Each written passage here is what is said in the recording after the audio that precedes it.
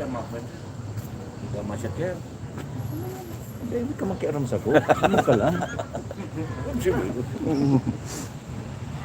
Akang operator. Naka-live na yan.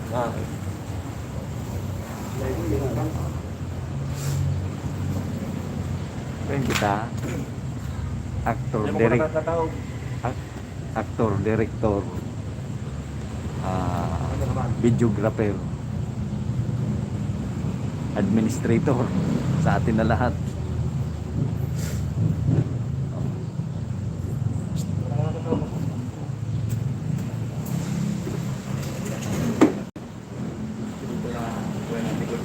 Malaki.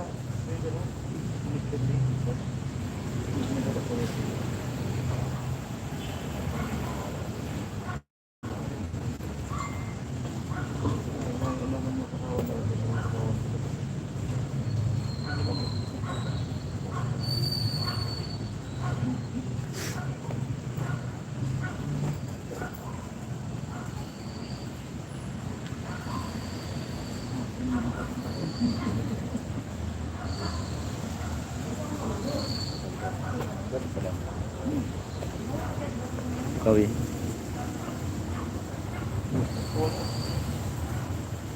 Sige.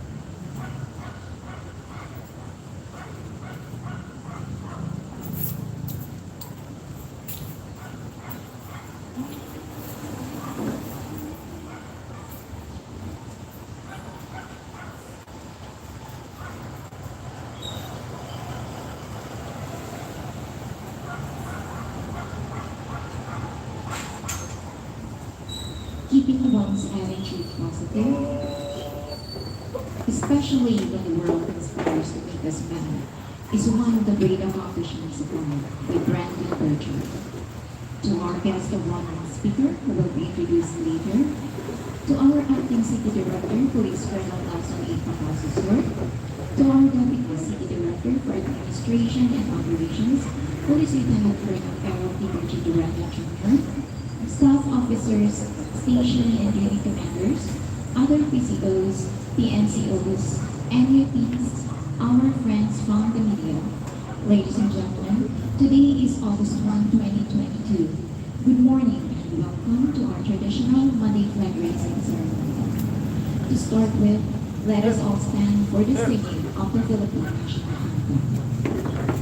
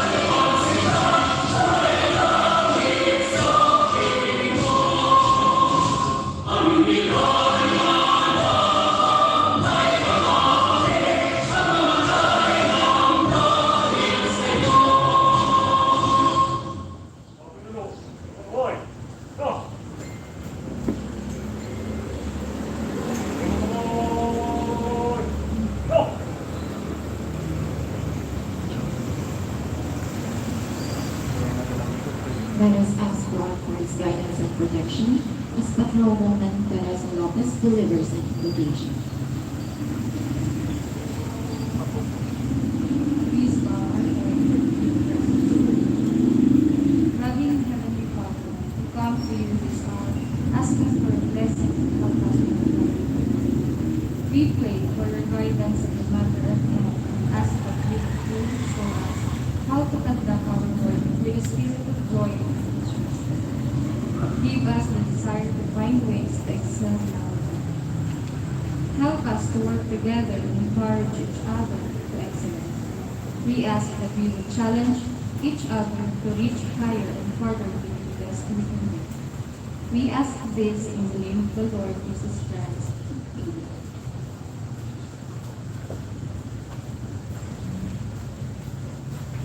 Panunumpang sa Watawat ng Pilipinas by Corporal Nomar Francisco, to be followed by Police Officers Pledge by Police Executive Master Sergeant Noel Dennis Taylor.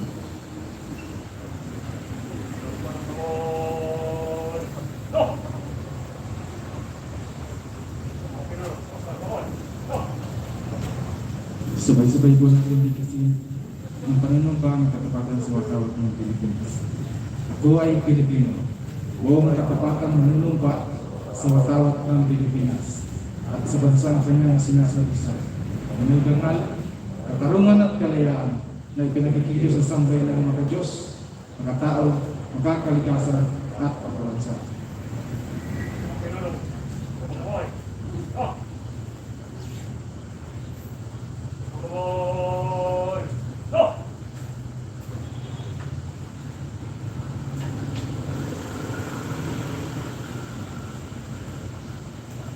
I will love and serve God, my country and people.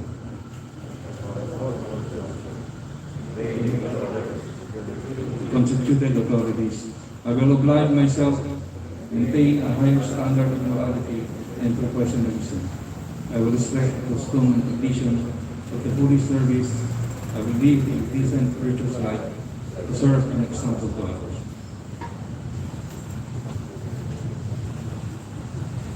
For the PNP Law Enforcers Pledge for the affirmation of commitment and support for the international humanitarian law, may we call on Police Lieutenant Colonel Irineo P. Andalis Jr., Chief CIDNU.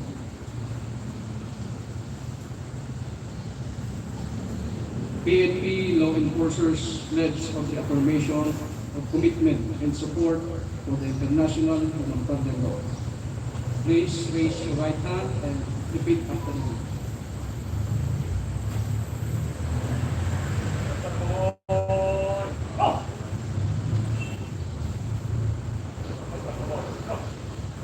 I state your ranking name. A law enforcer of the Philippine National Police. Do hereby solemnly pledge and reaffirm that I will strictly adhere and abide with the provisions of the international humanitarian law relative to my police functions, that I will always observe the fundamental principles of international humanitarian law in the performance of my duties as law enforcer. That I will continue to recognize, respect, defend, and fulfill the dignity and rights of every person, to include those who are not or no longer participating in an armed conflict. That I stand for my responsibilities to my fellow individuals in my role as protector of the Filipino people in the state. That I impose this upon on my manifestations of my commitment to humanity. And I further pledge that I shall remain to be an advocate of human rights, the international humanitarian law, and the rule of law. Pakibaba.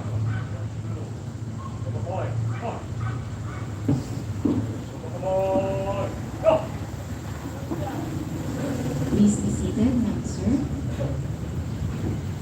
At this juncture, we go to the awarding of plaque of recognition to the stakeholder of Naga City Police Office and certificate of commendation to deserving PNP personnel with significant accomplishments. May I request our guest of honor and speaker, together with our acting city director, to be assisted by our deputy city director for administration and operation to give the award of commendation. This award was supposed to be given during the culminating ceremony of the 27th Police Community Relations Month at Camp Bichen, Simeon A. Ola, Legazpi City. Republic of the Philippines, National Police Commission, Philippine National Police, Police Regional Office 5, Camp Brigadier General Simeon A. Ola, Legazpi City, in grateful recognition of the unwavering support and contributions to all the programs, projects, and activities undertaken by Police Regional Office 5 that greatly contributed to its peacekeeping and public safety initiatives, thereby bringing the PNP closer to the community. Given this 25th day of July 2022, during the culminating ceremony of the 27th Police Community Relations Month at Camp Brigadier General Simeon A. Ola, Legazpi City. Signed, Mario A. Reyes, Police Brigadier General, Regional Director. This plaque of recognition is hereby awarded to Mr. Richard D. for being Outstanding Stakeholder for Calendar Year 2022, represented by Mr. Wilfredo Romero.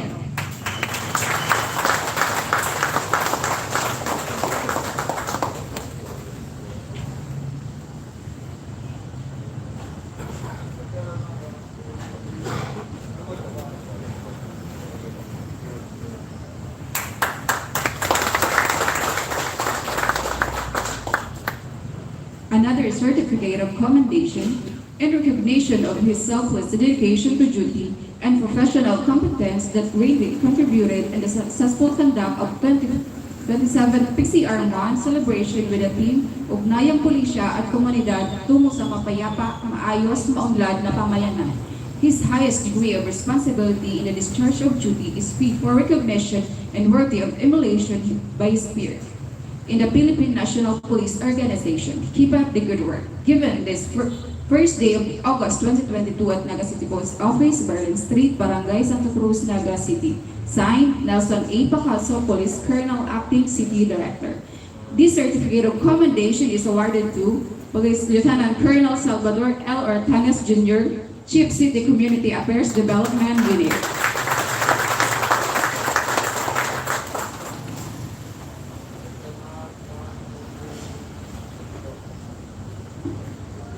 Another certificate of commendation in recognition of his exemplary performance to soaring duty during the conduct of bypass operation at around 4:30 p.m. of July 11, 2022 at Zone 5, Barangay San Felipe, Naga City, that resulted in the apprehension of Nicanor Almendreu Jr., 37 years old, married, a resident of Pagdaykon, Zone 3, Barangay Mabolo, Naga City, included in the new recalibrated drug watch list cases for violation of Section 5 and 11 of Article 2 of RA 9165 were filed against the suspect before the City Prosecutor's Office. Such accomplishment and diligent efforts contributed in the PNP Anti-Illegal Drugs Campaign Plan Project, Double Barrel, thus earning red credit not only to the Naga City Police Office but to the PNP organization in general. Given this first day of August 2022 at Naga City Post Office, Naga City, Philippines. Signed, Nelson A. Pacalso, Police Colonel, Acting City Director. This certificate of commendation is awarded to Police Lieutenant Colonel Alden E. Orquita, Chief, CIU.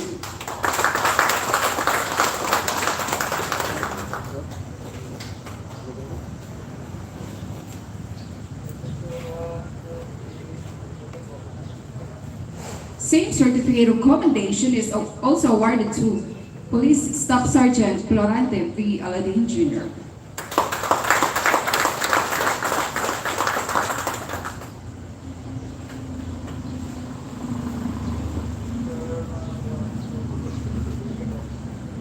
Another certificate of commendation in recognition of his exemplary performance and dedication to duty and collectively exerting his effort in the accomplishment of his assigned task, making Police Station 6 rank 1 in the unit performance evaluation rating for the month of July 2022 with a converted total rating of 88.93%. His expertise and highest degree of responsibility in the discharge of duty is fit for recognition and worthy of emulation based here in the Philippine National Police Organization. Keep up the good work. Given this first day of August 2022 at Naga City Police Office, Barlet Street, Barangay Santa Cruz, Naga City. Signed, Nelson A. Pacalso, Police Colonel, Acting City Director. This certificate of commendation is awarded to Police Major Ray M. Alvarez, Station Commander, Police Station 6.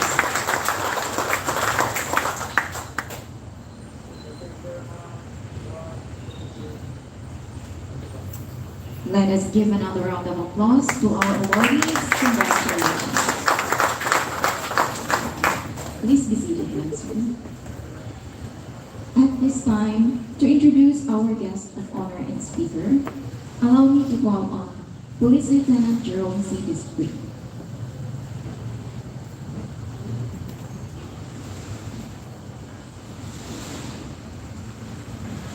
To our Acting City Director, Police Colonel Nelson A. Pacalso, to our Deputy City Director for Administration and concurrent Deputy City Director for Operations, Police Lieutenant Colonel Awardee Gergiberento, to the staff officers of PNCO, Monitor, Unit and Station Commanders, to the awardees, Police Non-Commissioned Officers, and non-uniformed personnel of NCP. Good morning. Today, it is my pleasure and honor to introduce our guest of honor and speaker. She is a woman of virtue and simplicity. I feel elated to introduce her to everyone this morning. She was born on September 6, 1963 at Karamuan, Camarines Road, devoted to 6 children. She graduated from Technological Institute of the Philippines with a degree in civil engineering. We are so lucky that she really finds a way to be with us today despite of her hectic schedule. If one takes a closer look at the alchemy of the achieving person, 2 distinct virtues pop up. Besides perseverance and hard work, these are pioneering spirit and willingness. Our guest of honor and speaker today is an engineer, businesswoman, and contractor by profession. So it was not therefore surprising that she became one of the board of directors of Metro Naga Chamber of Commerce and Industry, which is a non-partisan voluntary business organization composed of business units representing the agricultural, commercial, industrial, and service sectors within the 1st to 3rd Congressional District of Camarines. It was envisioned as the voice of business and as the socio-economic development of Metro Naga and Bicol region.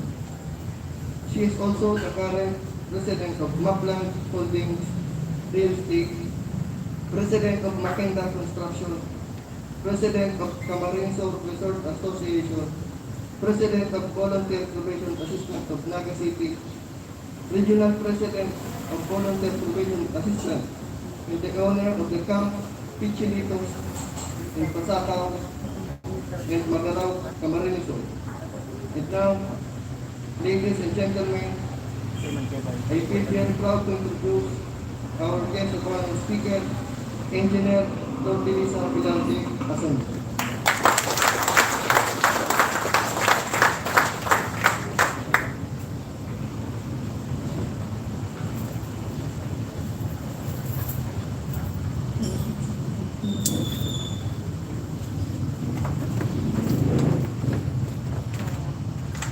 Police Colonel Nelson A.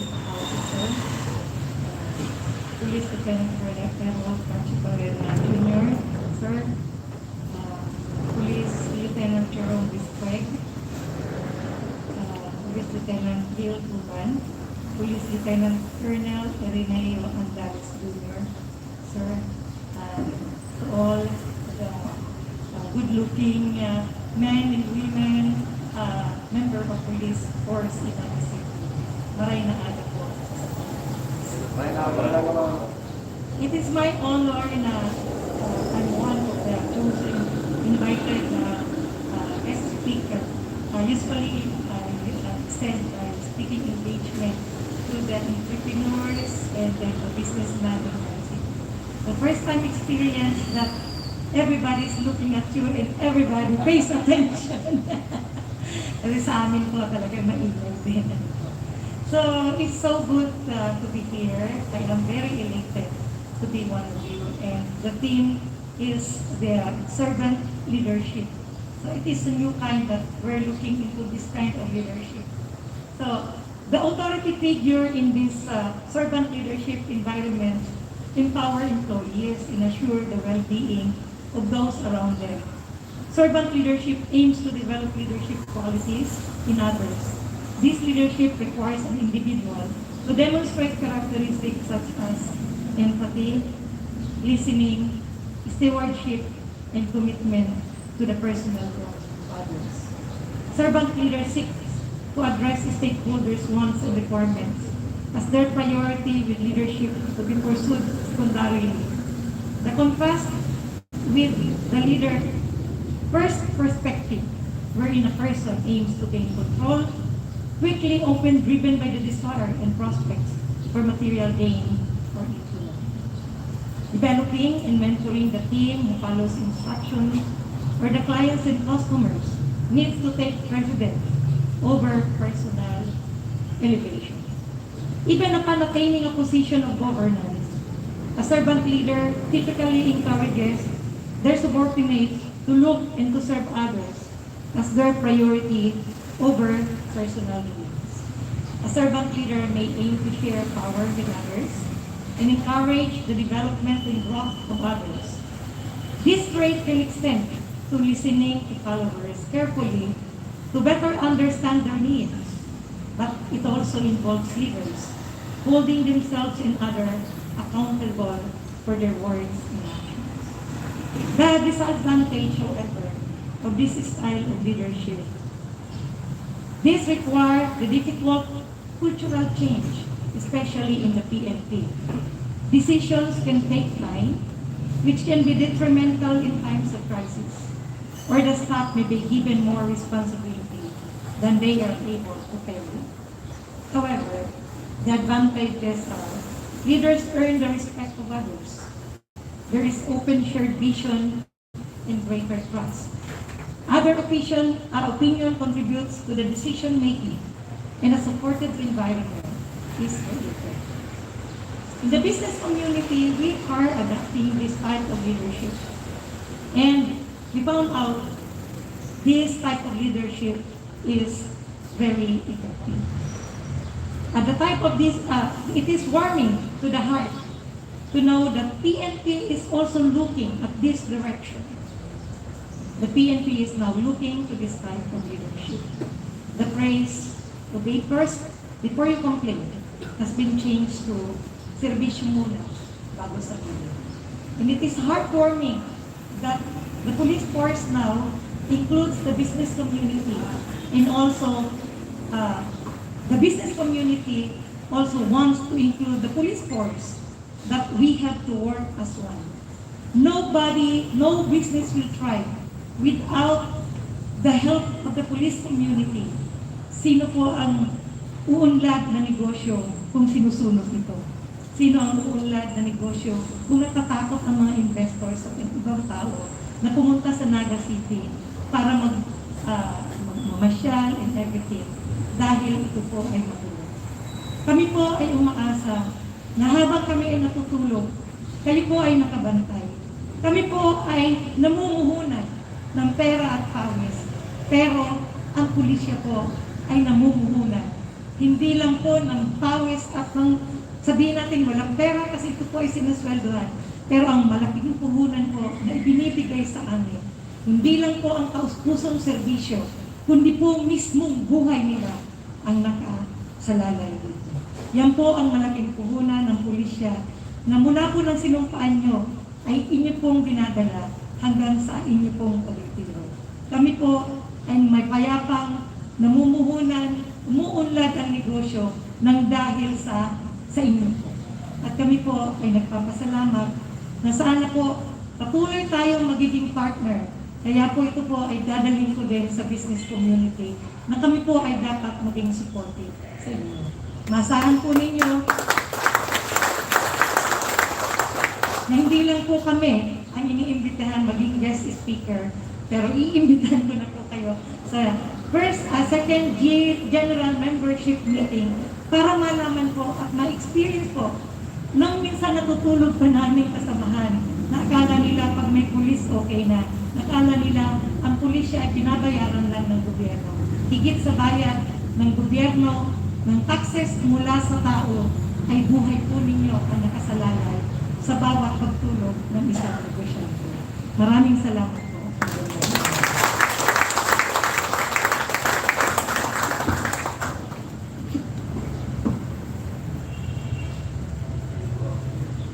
Thank you very much, ma'am. And now to give the certificate of appreciation and token to our guest of honor and speaker, may I request once more our acting city director, Police Colonel Pacalso, to be assisted by our PCDA concurrent PCDO, Police Lieutenant Colonel Gerchikoro.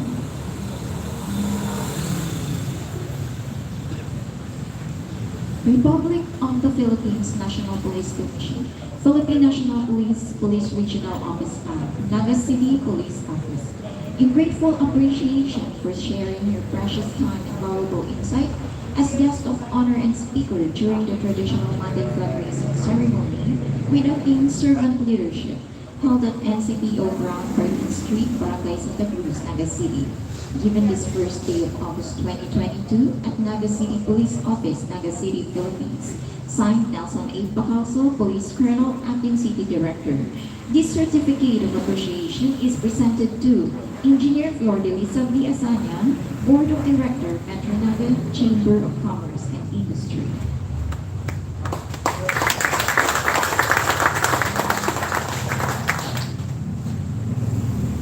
At this time, may we also, and for the token also, ma'am.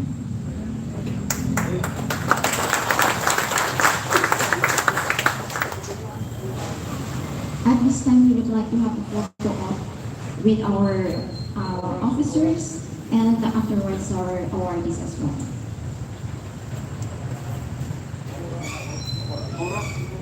May we invite our awardees to join our guest of honor and the officers for the photo op.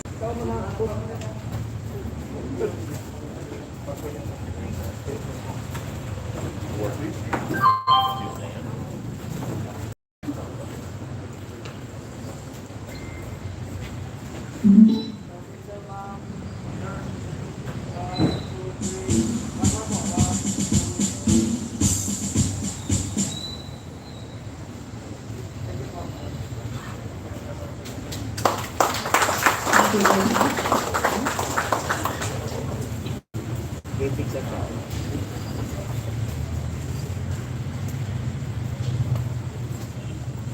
At this time, let us all stand for the singing of the PNP hymn.